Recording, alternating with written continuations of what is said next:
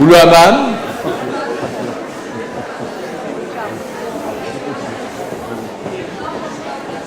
Regagnez vos places, s'il vous plaît. André Braic va commencer sa conférence. Et si vous avez loupé les 3 premières secondes, vous êtes cuit.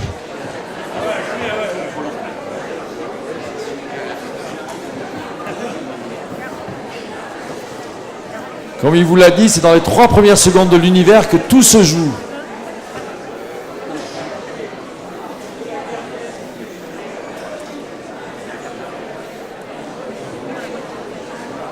Dans 1 minute, le Big Bang.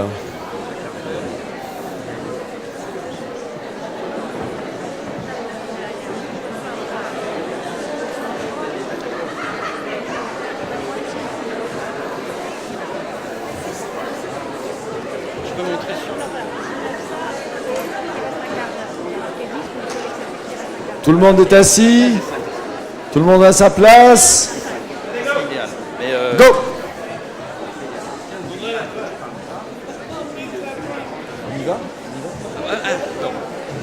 Donc je passe tout de suite la parole à André Braic, que tout le monde connaît ici, et qui va donc nous parler des planètes en devenir 20 ans après.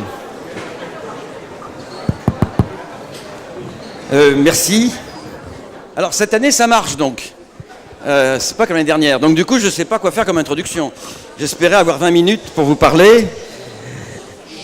Bon, alors, comme vous a dit Vincent Courtillot, je pensais préparer ma conférence pendant que les orateurs précédents faisaient un discours.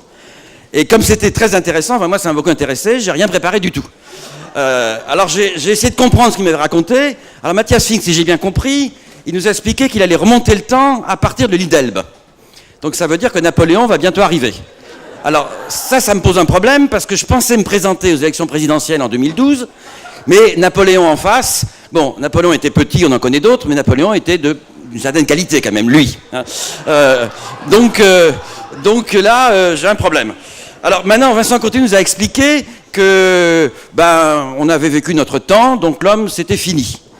Et puis alors Pierre Bussoni m'a désespéré, parce qu'il a pris des villages en Suède où les gens ne sont pas trop reproduits entre eux, et moi, pendant 5 siècles, mes ancêtres se sont beaucoup reproduits entre eux. Donc mon cas est un peu désespéré, et en plus, moi je me souviens, vous n'étiez pas né, mais moi j'étais là, pendant la guerre de 14, je n'ai mangé que des marrons pendant 4 ans, je ne vous dis pas les faits. Donc je vais demander à Pierre s'il n'a pas un peu du produit, j'ai oublié le nom, qui donne un peu d'amour, et un peu de la vitamine D, je crois, donc pour essayer de survivre pendant les quelques minutes qui resteront. Hein. Bon, vous avez compris que j'ai rien préparé. Alors, dans ces conditions, Paul nous a dit le devenir. Alors, le devenir, moi je ne sais pas ce que c'est, donc j'ai regardé le dictionnaire. Qu'est-ce que c'est le devenir? C'est pas très loin du futur, même si Jean-François Mattei me dirait non, c'est plus compliqué. D'accord. Alors, ce que je vais faire, c'est essayer de parler du futur. Alors, le futur, en un mot, pour ceux d'entre vous qui quand même la journée est bien avancée, voudraient partir rapidement, je vais vous résumer la conclusion. La conclusion, c'est qu'on n'y connaît rien, on n'en sait rien, mais on s'amuse bien. Donc en gros, ce qu'un scientifique, comment dirais-je, peut dire, il peut vous dire ce que ne sera pas le futur.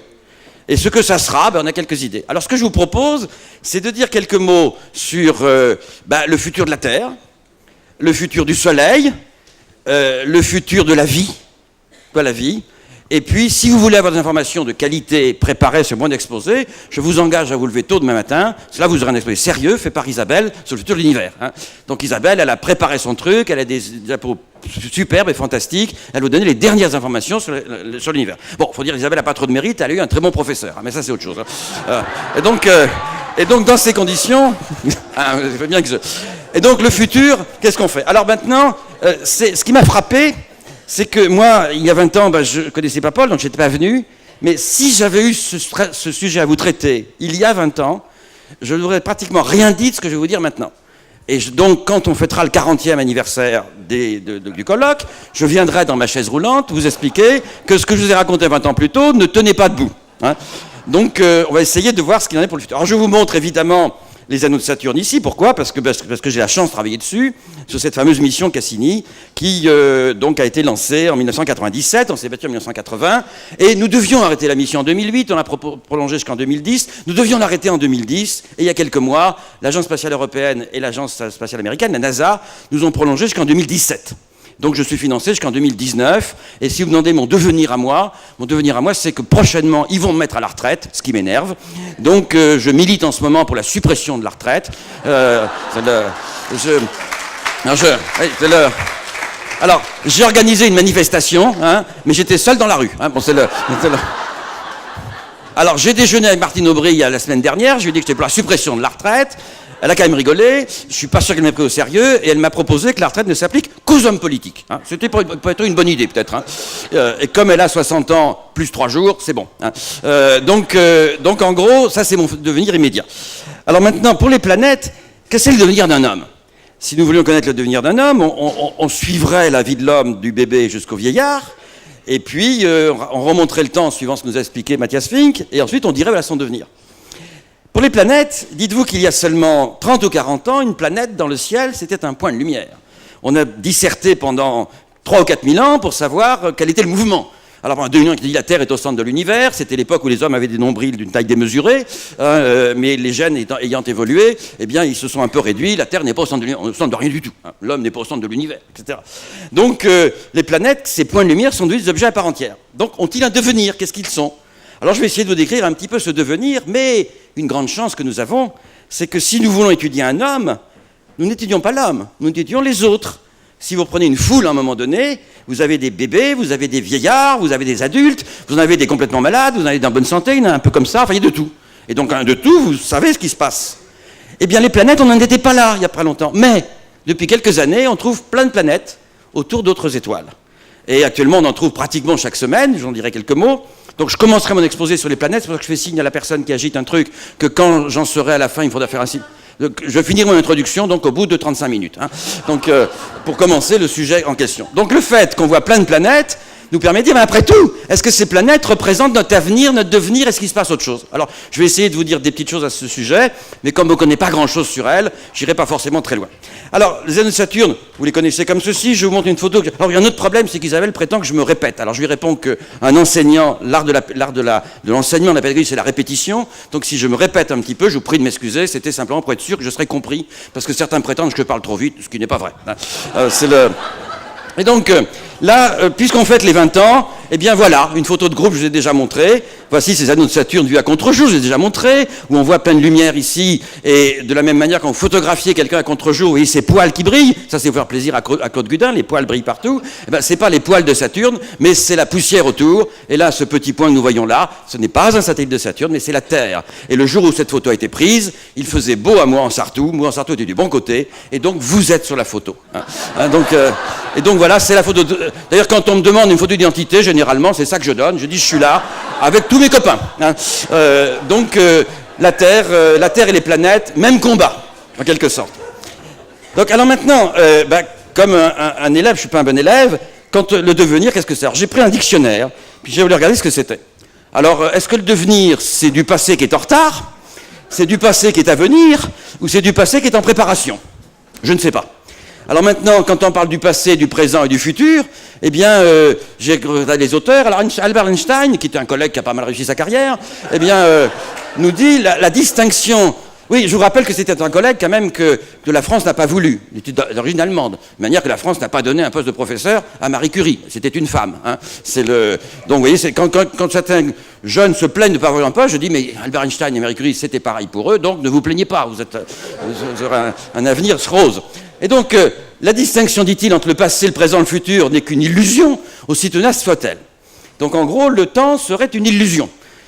Certains collègues physiciens me disent que le temps n'est qu'une illusion. Bon, je ne comprends pas ce que ça veut dire, mais peut-être. Alors, du coup, comment on parle du futur ? Quant à Winston Churchill, je prends un homme politique, il dit plus vous saurez regarder loin dans le passé, plus vous verrez loin dans le futur. Alors, et c'est ce qui se passe en astronomie. Et Isabelle vous racontera demain que plus vous regardez loin dans le passé, et bien plus dans la distance, plus vous voyez dans le futur. Et donc, vous pensez à l'avenir, en quelque sorte. Alors, si on est dans le domaine des citations, j'en ai mis d'autres, mais ne vous inquiétez pas, j'en mettrai pas d'autres. Bon, alors, l'un a dit naître, c'est à la portée de tout le monde, mais il faut devenir ensuite. Ça, c'est vrai que c'est dur à devenir.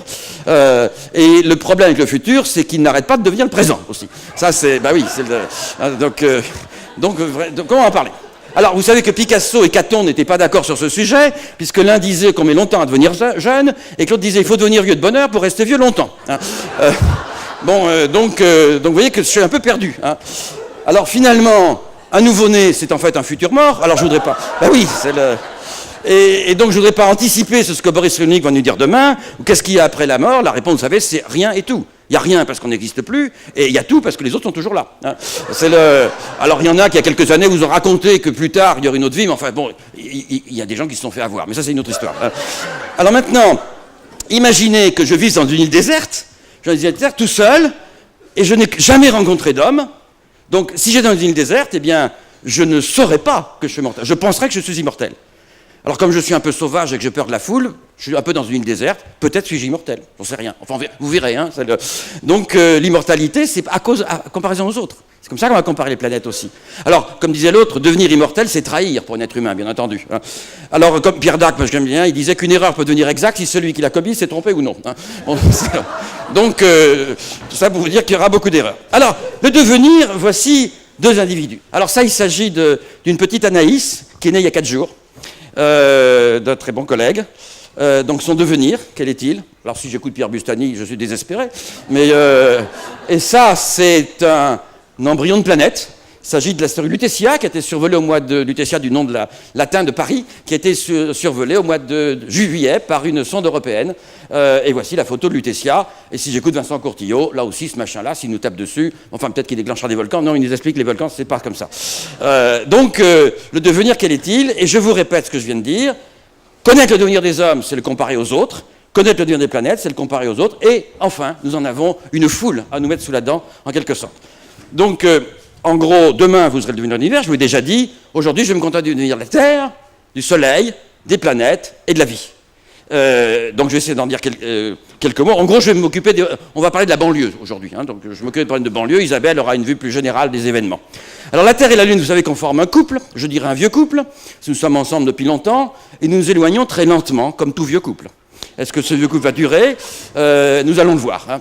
Vous allez voir aussi ce que j'enseigne à mes étudiants, c'est qu'en gros, 2 corps ne peuvent pas se séparer sans la présence d'un 3e corps. Hein. Oui, donc c'est en astronomie qu'on fait ça. Hein, c'est pas. Alors le futur du Soleil, ben, on peut dire aussi quelques mots. Et je ne pense pas que Vincent Courtillot me critiquera si je dis que le climat de la Terre est essentiellement influencé d'une part par le Soleil, d'autre part par les planètes.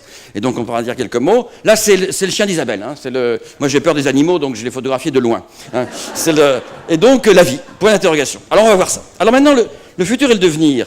Est-ce que c'est un mouvement perpétuel? Vous connaissez ce qu'a fait Achille ici, la chute d'eau. Vous suivez ça? Est-ce que ça continue sans arrêt? Ou est-ce qu'il y a une flèche du temps, en quelque sorte? Je dirais que ce mouvement-là, ce n'est pas le mouvement que les physiciens nous dégagent. Il semble bien que le temps a une flèche, même si Mathias, tout à l'heure, nous a expliqué que c'est peut-être un peu plus compliqué que ça. Alors maintenant, les questions qu'on se pose. Bon, cette photo, vous connaissez, je vous ai montré, c'est un de nos collègues qui était parti en week-end un peu plus loin que moi en Sartou. En gros, les questions, c'est, on est lié, quand on parle du devenir, à la notion de temps, à la notion d'espace, à la notion de matière, à la notion de vie. Ces mots vous sont familiers, tout le monde sait ce que c'est. Si je vous demande ce que c'est que le temps, on n'en sait rien en fait. Je vous dis qu'un peu. L'espace, alors moi je prétends que l'espace n'existe pas. Quand on dit mais l'univers est infini, il n'est pas infini, mais qu'est-ce qu'il y a au-delà de la limite, c'est l'infini. Désolé, c'est une question un peu stupide parce que l'espace, ça n'existe pas. Qu'est-ce que c'est que l'espace? C'est le comportement au voisinage de la matière. Sans matière, il n'y a pas d'espace. De la manière que sans matière, il n'y a pas d'esprit, contrairement à ce que disent certains, mais c'est un autre sujet. Hein, donc l'espace n'existe pas, c'est le comportement aux alentours. Et nous raisonnons comme des hommes primitifs qui échappent à nos prédateurs, qui courons après les lapins ou après les dames, si on est un monsieur. On a besoin d'espace à 3 dimensions avec le haut, le bas, la gauche, la droite. Aux notions de l'univers, ça n'a pas de sens. Alors si on le décrit en termes d'équation, c'est un petit peu compliqué, mais la question doit être posée différemment. La matière. Nos collègues physiciens, et je suis complètement Vincent Courtillot sur sa petite critique sur le collègue physicien que j'adore, mais qui de temps en temps croient, parce qu'ils sont physiciens, qu'ils ont tout compris, mais ça c'est autre chose, la matière, ils ont un modèle qu'ils appellent modèle standard. Et vous savez bien, quand un physicien prononce le mot modèle standard, quelque part, il se courbe légèrement dans un grand signe de respect. C'est un modèle qui décrit la matière avec 12 composants, et ce composant, ils nous ont un, qui est le boson de Higgs. Alors on est en Suisse à accélérer des particules qui franchissent la frontière sans arrêt, sans que les douaniers puissent le prendre, et qui ne transportent pas d'argent, c'est une autre histoire. Et donc, ces 12 particules, c'est compliqué. Moi, je ne crois pas que l'univers soit si compliqué que ça. Alors, comme je dis à mes collègues physiciens, nous, astronomes, nous avons eu un modèle qui était le modèle de Ptolémée, où pendant comment dirais-je, 2000 ans à peu près, pas tout à fait 2000 ans, 1700 ans, on a cru que la Terre était au centre de l'univers. Donc, votre modèle, testons-le pendant 1700 ans, on verra après sa qualité. Quant à la vie, qu'est-ce que c'est que la vie? Alors la vie, est-ce que c'est la faculté de se reproduire? Oui, mais prenez un cristaux de glace qui se développe quand il fait froid. C'est pas la vie. Est-ce que c'est la faculté de respirer, de manger, de faire des déchets, etc. C'est un peu tout ça. Et finalement, si on demande de définir la vie, on est aussi perdu que pour les mots précédents. Et d'ailleurs, vous savez que la seule mission spatiale qui ait essayé de découvrir la vie, c'est cette mission Viking dans les années 70 posant sur Mars, et c'est la seule expérience qui n'a pas réussi. Nous savons maintenant que c'est un signal chimique qui a été donné, non pas un signal biologique. Et je pense, et si j'ai le temps d'arriver à la conclusion tout à l'heure, ce dont je doute, mais enfin on verra, je dirais qu'en fait la vie, pour moi, c'est quelque chose de très particulier comme on le connaît sur Terre, et en allant voir ailleurs, si on en trouve d'autres, que je n'en sais rien, je suis persuadé que ce phénomène terrestre ne paraîtra qu'un cas très particulier de quelque chose de beaucoup plus général que nous ignorons pour l'instant totalement. Hein. Oui, j'ai vu Claude Gudin tout à l'heure, c'est aussi une chose qui m'a ravi dans le discours de Matthias Fink, c'est qu'il nous a expliqué qu'on pouvait s'adresser à un poil individuellement. Donc Claude, je suis ravi, lui qui aime le poil, donc il a fait une théorie sur le sujet et un livre sur le sujet, je suis ravi. Alors, maintenant le devenir. Alors tout de suite, je veux éliminer ce qui n'est pas sérieux, donc une seule diapo pour ça. Oublions le catastrophique. Il y a plein de gens qui nous racontent que tout l'irrationnel, alors en particulier, je ne sais pas, en ce moment vous avez peut-être vu sur les chaînes de télévision, il y a deux jumeaux qui ne sont pas passés chez Jean-Claude Dardour pour se faire refaire le visage, hein, et qui finalement, comment dirais-je, racontent que des bêtises. Alors vous savez que les deux jumeaux en question sont l'ami d'un mannequin qui a épousé un président de la République, c'est pour ça qu'ils sont sur la télé. Hein. Mais et ils racontent que des bêtises. Ils vendent des bouquins. Bon, voilà, c'est le jeu en quelque sorte. Donc ça, vous croyez pas, hein, ce qu'ils racontent, c'est idiot. Alors maintenant, il y a aussi des catastrophes. On dit 2012, etc. Non, 2012, il y a une élection à la présidence. Ça sera peut-être une catastrophe, ça, mais ça, celle-là. Hein. Et en gros, les théories de l'apocalypse. Alors les croyances, l'obscurantisme, l'astrologie, les soucoupes volantes, la parascience, etc. Tout ça, on élimine. Comme je dis, je répète à chaque fois, la nature n'est pas surnaturelle. Donc éliminons tout ça. On n'en parle plus. Si vous avez des questions, vous les poserez. On essaie de comprendre ce qui se passe. Alors, dès 1880, Flammarion se posait la question, qu'est-ce qu'il y a derrière? C'est de répondre. Alors, ce qu'il y a derrière, là aussi, je vous l'ai déjà dit, donc ça, c'est la chapitre révision avant l'examen, c'est que ou bien on répond avec l'oracle de Delphes, ou bien en regardant le ciel. Et donc, entre l'oracle, vous savez, quand on l'interrogeait, faisait un, et on dit, ah, l'oracle m'a dit que, et on sait bien qu'il respirait des machins un peu toxiques, et que les jeunes filles avaient un peu fumé la moquette, en quelque sorte. Hein, mais ça faisait un commerce florissant, donc ça, c'est un cas de situation économique. Et donc, ou bien, on essaie de comprendre ce petit mouvement dans le ciel, du soleil, photographié tous les matins à 6 heures. Quand il y a des nuages, on ne le voit pas. Qu'est-ce que c'est le mouvement? C'est très simple, en 15 secondes, on le fait. Et donc, on essaie de comprendre. Alors maintenant, là aussi, je vous l'ai dit, mais je voudrais insister sur ce point. Sommes-nous capables de répondre aux questions que nous posons, le devenir, l'univers, etc. En d'autres termes, j'ai bien écouté les conférences d'hier et d'aujourd'hui, contrairement à ce qu'a dit Vincent, et qu'en gros, nous avons beaucoup de choses en commun avec les animaux. Un bonobo, on en fait 99% avec lui. Alors donc, est-ce que ce petit pourcent que nous avons en plus du bonobo nous permettrait de comprendre le monde? Je ne sais pas. On est sûr qu'un bonobo ne comprend pas Einstein. On est sûr, mais est-ce que... Alors, moi, je vous dis, est-ce que je suis capable de comprendre le monde? Ma réponse est je ne sais pas. Donc, puisque je ne sais pas, j'essaye.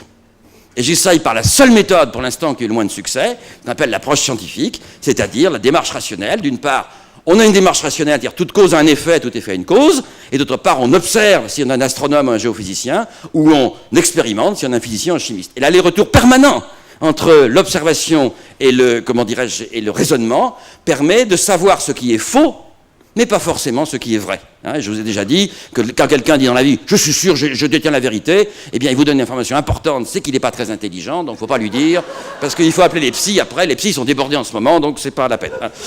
Donc en gros, voilà. Alors le vrai et le faux, je l'ai dit, l'évolution elle est permanente, ça j'ai déjà montré 50 000 fois, quand ces deux dames qui regardent le ciel, qui l'une dit à l'autre qu'elle est belle la lune, l'autre qui dit, elles sont dans l'équipe ancienne, lui dit « et tu sais, je parie qu'un jour les hommes iront », et l'autre lui dit « tu crois ?» et l'autre lui dit « oui », et pendant ce temps-là on prendra le pouvoir. Eh bien c'est ce qui s'est passé au XXe siècle, c'est les hommes sont à la Lune et les femmes ont enfin la place qu'elles méritent dans la société. Et il n'est que voir d'ailleurs que quand dans les pays on ne fait pas de science, les femmes sont maltraitées. Hein, si on vous met un voile sur la tête, on ne voit pas le ciel, c'est évident. Donc c'est l'homme. Alors, notre main, c'est cela.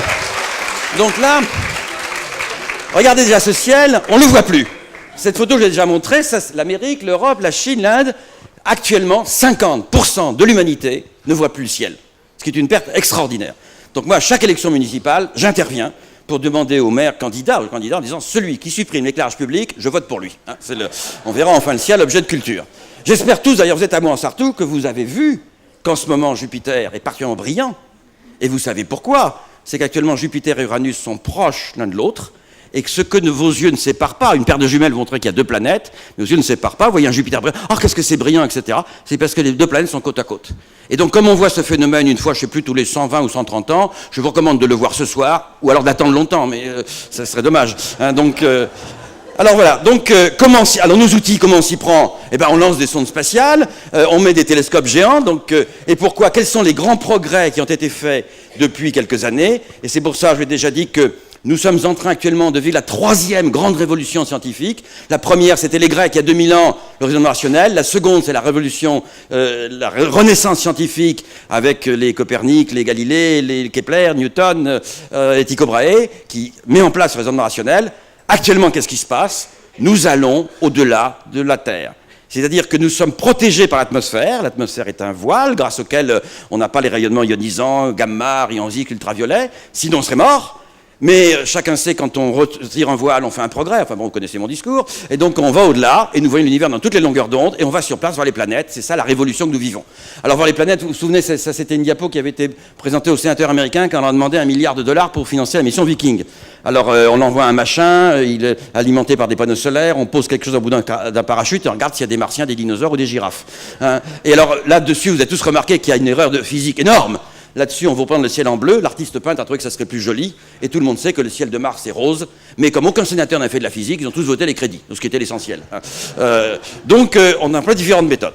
Là aussi, on visite les planètes, dessin de Granville, vous le connaissez, bon, on les a visités avec une technique un peu différente, et on met des instruments au point. Par exemple, vous savez quel télescope spatial, eh bien, le voici. On est en train de lancer un nouveau télescope spatial, il sera lancé en 2015. Voici sa maquette ici. Et ça, c'est une photo au laboratoire. Nous avons construit à Saclay, donc un des instruments qui va recueillir la lumière du télescope spatial.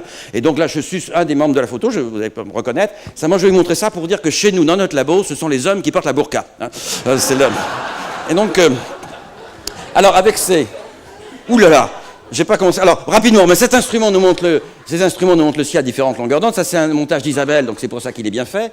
Et donc vous avez la Voie lactée à différentes longueurs d'onde, je n'ai pas le temps de commenter. Passons très rapidement, voilà. Donc comment construire l'univers? C'est un petit hommage à Jean Eiffel, comment on a démarré le système solaire. Alors, en quelques mots, ça j'ai déjà fait ça en 2004, donc j'espère que vous avez bien révisé votre cours, hein, quand on parlait de l'émergence, si mes souvenirs sont bons. Donc vous partez d'un milieu, il y a plein de photos, donc là je vais passer à 24 images secondes rapidement, compte tenu des signes désespérés qu'on me fait sur ma droite.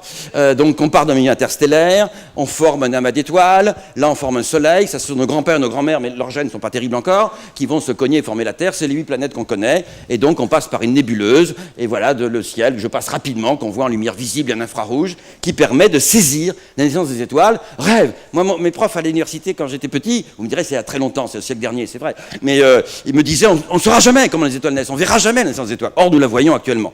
Donc voici des petits bébés étoiles, avec des disques, des jets de matière, des bébés qui font 2 fois la taille du système solaire. S'il y avait le son, ça ferait areux. On les voit. On utilise les anneaux de Saturne, je passe rapidement, qui sont un petit peu une représentation de ce qu'est notre système solaire, comment dirais-je, en train de se former. La différence près que les effets de marée empêchent un satellite d'une planète de se former, et donc nous gardons là les phénomènes qui se passent en leur sein. Donc on voit ces anneaux par la tranche, un disque de 300 000 km de largeur et de 2 mètres d'épaisseur. On voit qu'ils ont une composition chimique différente. Là, il y a beaucoup d'eau et de glace, là, il n'y en a pas beaucoup, etc. On voit qu'il y a des voleurs d'anneaux, il y a des satellites, vous voyez, qui mangent de la particule d'anneau. Et je vais faire cette petite simulation à un de mes étudiants, où vous voyez comment ça se passe. On prend des anneaux, il y en a d'autres commentaires qui donnent des anneaux. Je vous ai raconté la découverte des anneaux de Neptune, j'avais le bonheur de faire en 1984, avec ces arcs que j'ai fait appeler Liberté, Égalité, Fraternité, et donc un 4e arc qui s'appelle Courage, que nous avons appelé Courage du nom de Cécile Ferrari, qui était à l'époque mon étudiant, qui est un prof à Paris Diderot, et donc on appelle clé ces anneaux de Neptune. Je vous ai raconté que finalement ce mot, qui en anglais veut dire la clé de musique, la beauté du ciel, l'harmonie des choses, et qui en français veut dire la clé pour ouvrir la porte, donc laissons les Anglais jouer de la musique pendant que nous on essaie de comprendre ce qui se passe. Et donc là, vous avez un phénomène de confinement. Alors, vous savez que le confinement est un problème majeur. Actuellement, on essaie de confiner la matière pour essayer de faire de l'énergie, pour pas prendre du pétrole, ce qui est stupide. On essaie de faire ça par un champ magnétique. Les équations qu'ils décrivent sont dites de Fokker-Planck, du nom des physiciens qui les ont écrites. Et là, nous avons un phénomène de confinement, non pas par le champ magnétique, mais par la gravitation. Les équations sont les mêmes, les paramètres ne sont pas tout à fait les mêmes. Donc je ne suis pas en train de vous dire qu'on trouvera la solution de l'énergie en Neptune, je suis en train de vous dire que la physique est universelle et qu'on ne trouve pas forcément à l'endroit attendu ce qu'on voudrait. Donc ces anneaux, les peintres les ont représentés, même Gaston Lagaffe pense assez pour m'excuser auprès de ceux à qui je n'ai pas encore répondu. Et donc vous avez compris qu'au début, c'est catastrophique. Hein, c'est Goya qui mange c'est pas Goya qui mange les enfants, non, c'est Saturne qui mange les enfants. Là aussi, Jean-François Mattei m'a bien fait comprendre que Chronos, ça signifie Saturne, ça signifie le temps, mais c'est un jeu de mots, c'est pas le même mot. Beaucoup de gens disent Chronos, c'est le temps, pas du tout. Donc merci Jean-François. Là aussi, le temps, j'y comprends rien, oui, de plus en plus, même dans les racines grecques. Et donc, le système solaire, pour le former, forme une planète. Nous en avons maintenant le schéma, pas les détails. Une nébuleuse, on a un disque de gaz, une indice de grains, une indice de planétésimaux, 10 embryons, 10 de planètes. En gros, une nébuleuse, un disque, une planète, c'est simple. Bon. Et après, on met des étudiants en thèse sur le sujet, ils ont une bourse, enfin, vous connaissez le système bureaucratique français. Alors maintenant, une nouvelle importante, c'est que nous sommes là grâce à Jupiter. Personnellement, j'ai travaillé pendant quelques années sur l'origine du système solaire. J'ai étudié quelques passages de cette nébuleuse, comment passer de la nébuleuse aux planètes. Et naïvement, je pensais qu'on formait les petits d'abord, les gros après. Eh bien, je m'étais complètement trompé. En fait, ce qui se passe, c'est qu'on forme les gros d'abord. Pourquoi? Près du Soleil, il y fait chaud, si chaud que le gaz s'échappe. La matière de l'univers est faite à 99% d'hydrogène et d'hélium. Quand il fait chaud, les éléments légers qui sont l'hydrogène et l'hélium s'en vont. Donc, près du Soleil, il reste que des débris. Et ça fait Vénus, ça fait Mars, ça fait Mercure, ça fait la Terre. Donc nous habitons, nous, le troisième débris en partant de la gauche. Mais, bon, on l'aime bien, mais c'est un débris. Puis les vraies planètes, c'est celles qui ont de l'hydrogène, de l'hélium, des anneaux, des satellites, etc. Alors qu'est-ce qui se passe? Au niveau de la Terre, il n'y a pas grand monde. On se forme petitement, difficilement. Donc vous voyez, Pierre vous dirait période de pénurie, gène qui a problème, pas de vitamine D, tout. Et puis, plus loin, on est au niveau de Jupiter. Alors là, Jupiter, dès qu'un petit machin se forme, il avale tout. Il devient énorme. Donc il y a un gros Jupiter. Alors qu'est-ce qui se passe? Ou bien, ce gros Jupiter est un peu plus près du Soleil. Il met la pagaille, il perdure tout le monde. Donc personne ne peut se former. Ou bien il est loin, il joue aucun rôle. Donc si la Terre ou Mars ou Vénus étaient seuls, on aurait de la peine à former un machin aussi gros que la Terre. Et Jupiter était un bon endroit pour donner un peu d'énergie par les perturbations gravitationnelles et former la Terre, pas trop près pour pas tout détruire, et pas trop loin, sinon il n'aurait pas aidé. Et regardez d'ailleurs, entre Jupiter et Mars, il n'y a que des astéroïdes. C'est comme si les maçons avaient apporté les pierres sur le chantier, mais n'avaient jamais monté la maison. Mars, il faut bien le dire, c'en est un qui a été un peu loupé à la naissance. On l'aime bien quand même, hein, mais c'est un petit machin, c'est tout petit. Ça n'a pas pu se former. Jupiter, elle n'a pas toléré. La Terre, enfin, devient d'une taille suffisante. Et donc, on voit bien que Jupiter était là, au bon endroit, au bon moment, avec la bonne masse, que la Terre a pu exister. Et comment on a compris ça? C'est qu'en regardant ailleurs d'autres planètes ou d'autres étoiles, on a vu que ça ressemblait pas du tout au système solaire. On a vu les endroits où il ne pouvait pas y avoir de Terre. Donc, contrairement à ce qu'on voit dans certains journaux, on trouve plein de planètes, encore un effort camarade, on retrouve une nouvelle Terre. Non, là où on trouve des planètes, c'est là où il ne faut pas regarder pour trouver une nouvelle Terre. Parce que ça ne peut pas se former. Et ça nous permet, en fait, de mieux comprendre le système solaire. J'emprunte à notre ami Morbidelli, qui est à côté d'Observatory, c'est une petite simulation. Au début de l'histoire du système solaire, Jupiter en rouge, les planètes Jupiter, Saturne, Uranus, Neptune, elles se perturbent mutuellement, et ça, c'est des planètes dont je vous ai parlé. Je coupe ce film là rapidement, regardez ce qui se passe. Elles se perturbent tellement qu'elles rentrent en résonance. Quand elles rentrent en résonance, ça fait un truc énorme, ça disperse partout. Et ça fait un bombardement, comment dirais-je, fantastique, qui a eu lieu il y a 800 millions d'années, il y a 800 millions d'années après le début de l'histoire du système solaire, qui est environ 4,55 milliards d'années. Je n'ai pas les 3 chiffres significatifs de Vincent, mais dépend où on met le temps zéro. Et donc ça veut dire que la Terre a été bombardée magistralement il y a 800 millions d'années. On le voit sur la Lune, les cratères sur la Lune. Alors on peut dire, mais attendez, le problème, c'est que la vie a démarré à ce moment-là. Alors ça aurait dû tout détruire. Peut-être, mais peut-être que ça a tout créé. Parce que si vous bombardez la Terre comme ça, il y a 800 millions d'années, peut-être que la croûte terrestre était trop épaisse. Du coup, elle a été fragilisée, elle a été cassée en quelque sorte, et chacun sait que la dérive des continents joue un rôle important dans l'évolution de la vie, et d'autre part, ça a apporté des éléments dedans qui finalement, ont peut-être aidé pour la vie. Alors je ne sais pas si ça marche ou pas, mais on a un élément. Alors maintenant, je vais faire la seconde partie de mon introduction, donc le futur de la Terre. Alors, le futur de la Terre, Vincent vous a expliqué, les catastrophes, j'y reviendrai pas, ça arrive régulièrement. Les catastrophes, ça peut détruire la vie, ça peut détruire quelque chose, ça ne peut pas détruire la Terre. Je vais vous dire pourquoi. Alors ensuite, il y a l'évolution de la Terre par elle-même. La Terre est un objet isolé, Vincent, vous le direz mieux que moi, c'est chaud au centre, c'est froid à la surface, la convection, ça bouge. Hein. Donc la Terre, vous savez, c'est un peu comme le dessin de ma grand-mère. Ma grand-mère était formidable, je ne sais pas ce qu'elle a fait dans sa jeunesse, mais bon, formidable, elle faisait un dessin, comment ça s'appelle? Les îles flottantes. Hein. Vous prenez une île flottante, et puis vous allez en courant servir l'île flottante, et alors vous avez le jaune d'œuf et le blanc d'œuf. Alors comme vous courez, ça bouge.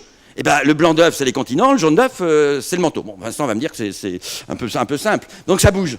Alors là, je voulais montrer parce que j'ai vu que l'immobilier à Mouansartou est comment dirais-je, assez cher. Donc dans 250 millions d'années, voilà, Mouansartou sera au-delà du cercle polaire. Donc si vous voulez faire baisser le prix, vous y allez, vous montrez que de toute manière, les conditions vont se dégrader, ils devraient vendre rapidement. Vous ne mettrez pas le chiffre. Hein, donc ça bouge. Alors les continents bougent tout le temps, c'est une vieille simulation, mais Vincent a connu par cœur, bon c'est peut-être trop long ça, oui voilà comment ça évolue au cours du temps, mais ça c'est plutôt Vincent qui en parlerait. Donc de toute manière, la Terre en elle-même, elle bouge. Mais d'où vient son énergie? Il y a d'une part un peu de radioactivité, ça fait pas énormément de choses, puis il y a une chaleur. Eh bien, combien de temps met la Terre pour se refroidir? Enfin, Fernand Reynaud tenait 20 minutes sur le sujet, combien de temps met le canon pour se refroidir? Je suis pas aussi bon, je vais pas dire 20 minutes, mais en gros, la réponse c'est un certain temps. Et le certain temps, la Terre n'est pas complètement refroidie, puis la croûte terrestre empêche l'énergie de passer en quelque sorte. Donc, il y a un moment où évidemment, ça sera complètement refroidi. Mais vous verrez qu'il se passera autre chose avant. Autre point. Je prends Hyperion, que vous connaissez, c'est pas une éponge rapportée de Tahiti l'autre jour, c'est vraiment un satellite qui fait environ 340 km de diamètre. Voilà un corps qui tourne sur lui-même, en changeant sa vitesse de rotation à chaque fois, en changeant son axe de rotation à chaque fois. Donc donnez rendez-vous là-bas, ça va pas être commode, acheter une maison au nord, elle est au sud le lendemain, enfin bon, c'est compliqué. Donc en gros, un élément important aussi, c'est l'inverse des autres planètes. Autrement dit, est-ce que l'orbite de la Terre est stable ou pas? C'est un grand problème que se sont posés les mathématiciens, les Laplace, Lagrange, les Clairaut, etc. d'un siècle passé. Est-ce que les solutions des équations de Newton nous disent que la Terre va toujours rester au même endroit? Et nous avons pratiquement la réponse aujourd'hui. C'est-à-dire que si vous perturbez, la Terre est perturbée par Jupiter et Saturne. Si vous comparez d'un point, si vous bougez la Terre de 15 mètres, là, je rappelle, la distance Terre-Soleil, c'est 150 millions de kilomètres. Vous bougez de 15 mètres, pas grand-chose, et vous calculez l'orbite de la Terre. Vous avez évidemment une certaine incertitude sur le calcul. Et vous constatez que l'incertitude du calcul, la barre d'erreur, est de l'ordre de 150 millions de kilomètres. Autrement dit, la Terre peut rester au même endroit, mais la Terre aussi peut tomber dans le Soleil. Autrement dit, le physicien que je suis dit, l'orbite de la Terre est relativement stable, puisqu'il n'y a que 5% des cas dans lesquels elle s'échappe, mais le mathématicien va dire non, il y a des cas où elle peut s'échapper. Autrement dit, l'orbite des planètes se perturbe mutuellement, et pas forcément la même jusqu'au bout, mais vous allez voir qu'il va se passer des événements qui font qu'on n'atteindra jamais ce moment où on ne sera pas stable du tout. Alors il y a la Lune. La Lune, vous savez, a deux effets, c'est l'effet de marée et la stabilité. En gros, les planètes perturbent Jupiter, Saturne, la Terre, l'axe de rotation de la Terre devrait énormément basculer sur ces perturbations, mais la Lune joue le rôle d'équilibre, de balancier. Quand un funambule traverse sur son fil, machin, il a un balancier. Retirez le balancier, il tombe tout de suite. Enfin, moi, même avec le balancier, je tomberais, mais ça, c'est une autre histoire. Eh bien, la Lune sert le rôle de balancier. Et si la Terre n'a pas basculé sans arrêt, ce qui pour la vie eût été fort désagréable, c'est parce que la Lune était là. Mais l'effet de marée fait que la Lune s'éloigne. Alors vous savez, nous sommes un vieux couple avec la Lune, on s'aime bien, mais on s'éloigne un peu l'un de l'autre tranquillement, et il y a un brillant compagnon qu'est le Soleil, qui se la prend très bien. Alors je vais faire le calcul aux étudiants, c'est assez simple, mais je n'ai pas le temps ce soir. Qu'est-ce qui va se passer? La Lune va s'éloigner, elle est à 384 000 km actuellement, jusqu'à 1 200 000 km de la Terre. À ce moment-là, ce sera toujours une compagne de la Terre, parce que la sphère de l'influence de la Terre est à 1,7 million de kilomètres de la Terre, mais la Lune sera 3 fois plus petite dans le ciel, et son rôle de balancier sera moins fort. Et justement, Vincent pose la bonne question, c'est quand? C'est dans 5 milliards d'années. Donc attendez, ça va vite, vous savez. Et dans 5 milliards d'années, il se sera passé des choses avant. Donc vous voyez que la stabilité des planètes, c'est un peu différent. Alors la stabilité du système, les marées, donc le Soleil. Alors le Soleil, évidemment, c'est le rôle majeur. Contrairement à ce qu'on dit, le Soleil n'a pas une unité constante. Du Soleil, depuis sa formation, a cru d'environ 25 à 30%. Il y a 3,8 milliards d'années, le Soleil était environ 25% moins lumineux qu'il n'est aujourd'hui. Donc la vie a dû s'adapter à un changement de température, évidemment, sur la Terre. Alors le Soleil, il a ses humeurs, il a des orages solaires, il se passe plein de choses. Et si je représente la luminosité en fonction du temps, vous voyez qu'elle croît, ça c'est le temps. Elle croît tout le temps. Et puis le Soleil, un jour, va devenir une géante rouge. Alors quand le Soleil va devenir une géante rouge, son rayon sera plus grand que la distance de la Terre au Soleil. On va me dire, ah oui, mais on va être absorbé. Pas tout à fait. Parce que le rayon croît, mais quand le rayon croît, on perd de la masse. Donc le Soleil est plus léger, donc on est un peu plus loin. Et donc à la question, serons-nous rôtis ou grillés? On sera plutôt grillés, et pas rôtis. Hein.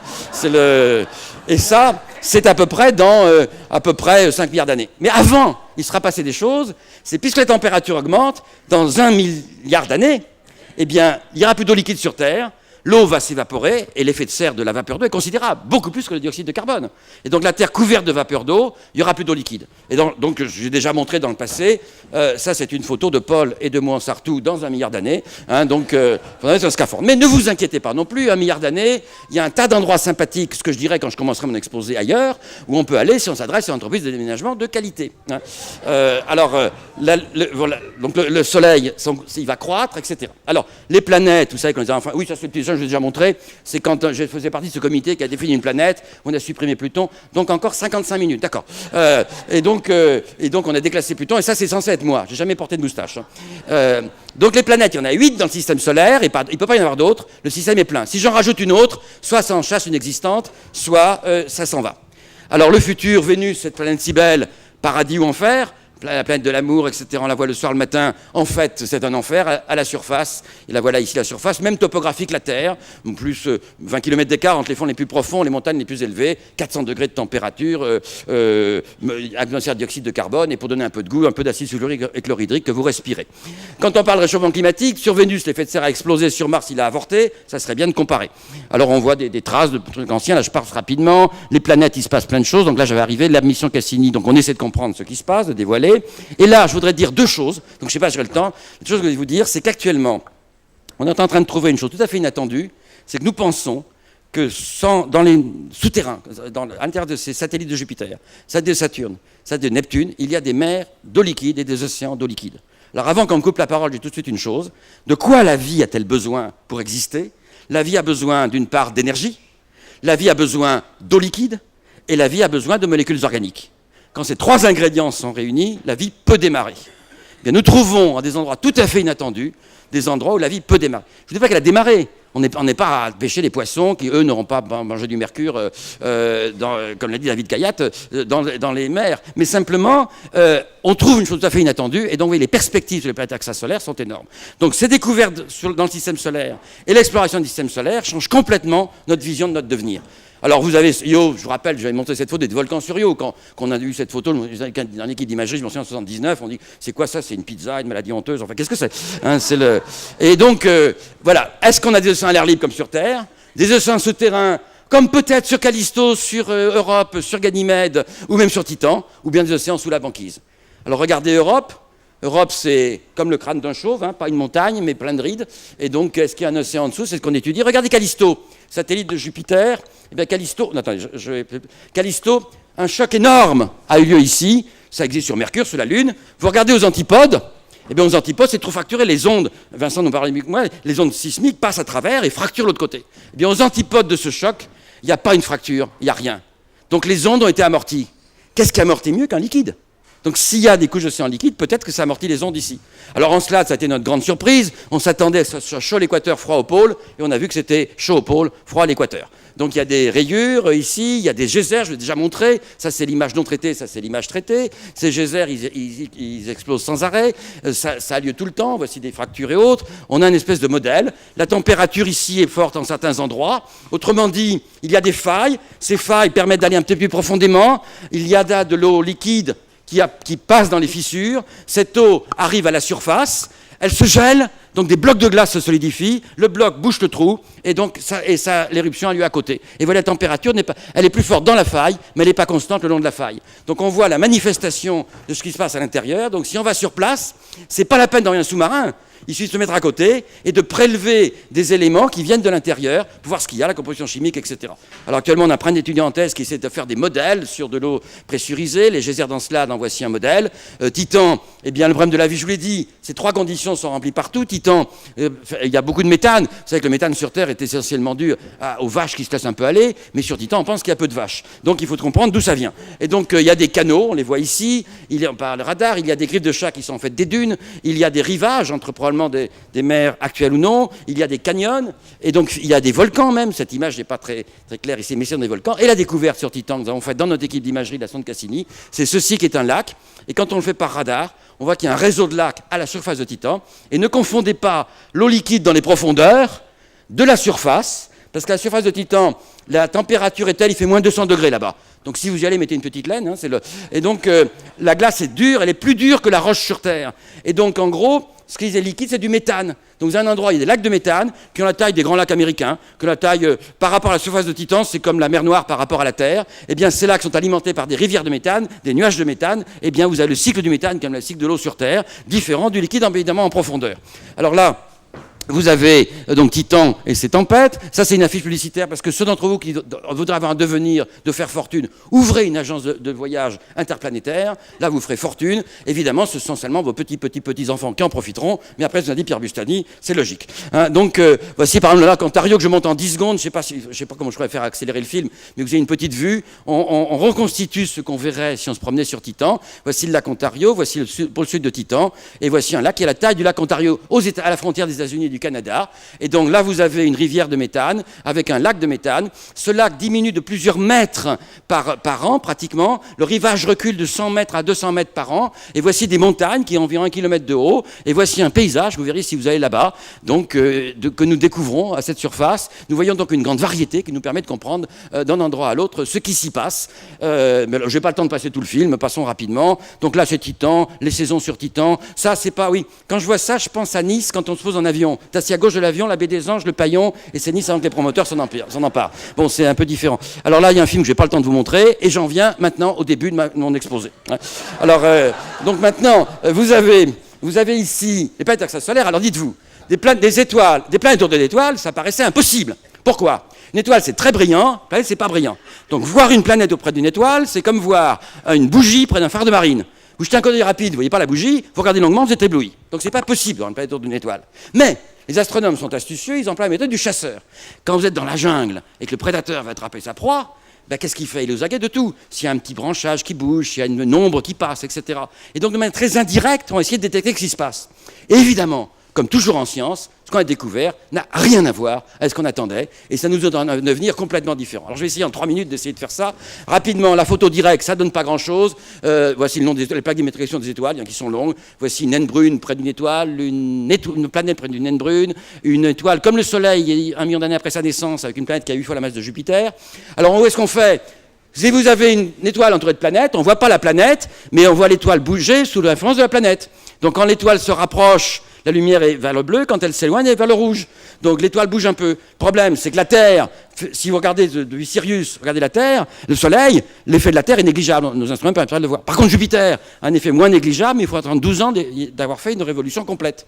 Alors, nos méthodes sont donc avoir le mouvement éventuel de l'étoile, avoir une planète qui passerait devant une étoile, ou avoir, ici, voilà ce qui est fait par une sonde américaine, ça s'appelle Kepler. Si une planète passe devant une étoile, on voit quelque chose. Alors, cette sonde a été lancée il y a 1 an, et elle est en train d'examiner 150 000 étoiles.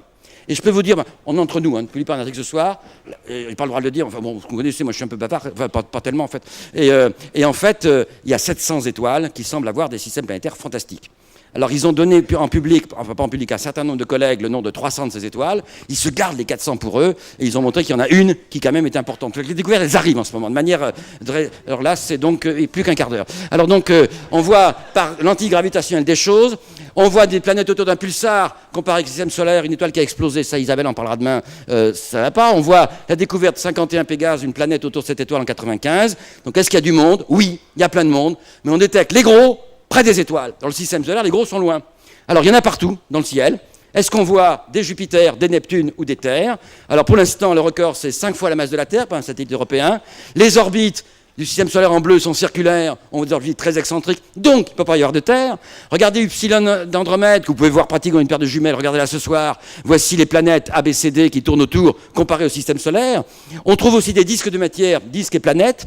On trouve là Iota Orligi, on trouve là des disques avec des planètes. Donc il y a des étoiles entourées de disques sans planètes, entourées de planètes sans disques, entourées de disques sans planètes sans disques, et entourées de tout. Enfin, il y a tout. Donc là, si vous avez en fin de colloque, je pense qu'on mérite un peu de récompense, environ une 30aine de milliards d'euros dont vous ne savez que faire, et on voit bien que certains manipulent ces sommes avec talent, comme je pense à certains banquiers, eh bien, je vous proposerai cette expérience-là. On lance plein de satellites de 10 mètres de dimension dans l'espace, on les relie par un faisceau laser, et au bout de cette flèche, on trouvera une nouvelle Terre. Et là, nous comprendrons le devenir de notre Terre. Ça ne se fera pas dans les années 2010, ça se fera, je pense, dans les années 2020-2030. Donc nous sommes la génération, comment dirais-je, qui a le bonheur de connaître ça. Donc c'est, quand je pense, les gens, c'est affreux, la période est épouvantable, etc. On n'a jamais été aussi heureux, on n'a jamais vécu aussi longtemps, on n'a jamais été aussi bien soigné. Donc tous ces homo tristus, pour reprendre le langage de Vincent Courtillot, il faut les bannir. Moi, je suis plutôt pour les homo rigolus, donc ils sont moins nombreux, mais c'est le... Et donc... finalement, je termine quelques mots. Voilà ce que je vous propose, des affiches de voyage, donc agence de voyage interplanétaire. Donc l'AFI, on pourrait la financer dès maintenant. Pour l'instant, on n'a pas financé, on a téléphoné, on a envoyé des messages, on a envoyé des plaques à bord des sondes. Je vous ai déjà raconté ces histoires, il y en a qui ont dit, vous êtes fous de faire ça. Ils vont savoir où on est. Ouais, mais non, il y en a qui se sont plaints, regardez, on a envoyé des gens. Ils sont tout nus, ils sont même pas voilés. Hein. Il y en a qui ont dit, il y a des ligues de vertu américaines qui ont dit, c'est un scandale, la pornographie dans l'espace aux frais du contribuable américain. Hein. Oui. Et puis maintenant, la Ligue de défense de la femme, on dit, regardez, c'est encore le bonhomme qui est en avant qui fait signe. Ouais, trop tard, on est parti. Puis enfin, alors et donc ma dernière diapo, je viens rapidement, c'est fini. Ma dernière diapo, c'est juste un clin d'œil entre ces deux traces de pas d'Iliade dans le rift de l'Afrique et la trace de pas sur la Lune. Il s'est écoulé 3 heures dans une histoire de l'univers qui durerait 1 an, et donc finalement, l'homme n'est pas au centre de l'univers. L'homme, ce qui est extraordinaire, il est un épiphénomène à mon avis, j'en choquais peut-être certains, mais avec un cerveau aussi primitif, fait pour courir après les dames, le prédateur échappé, etc. et tout, qu'il ait compris autant de choses, c'est merveilleux. Et donc je voulais simplement vous envoyer un message qui est le suivant, c'est un vrai cratère, mais c'est un peu ce que je pense de vous, de Paul, etc. Donc notre devenir, c'est longue vie au colloque de Mouans-Sartoux, et merci Paul. Donc désolé.